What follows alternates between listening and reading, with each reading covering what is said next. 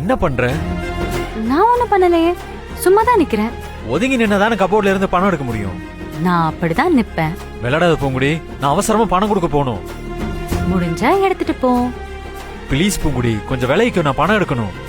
முடிஞ்சா என்ன மீறி பணத்தை எடுத்துட்டு போடா பாக்கலாம். ஓஹோ, அப்படியா?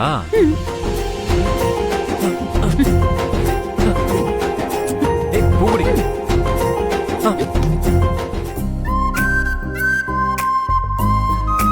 இப்ப சொல்லு, நீ யார் சொல்றத கேப்ப? நீ சொல்றதே எனக்கு கேக்கல. நான் சொல்றத தானே கேப்ப. நீ சொல்லு, நான் எப்படி கேக்குறேன்னு மட்டும் பாரு.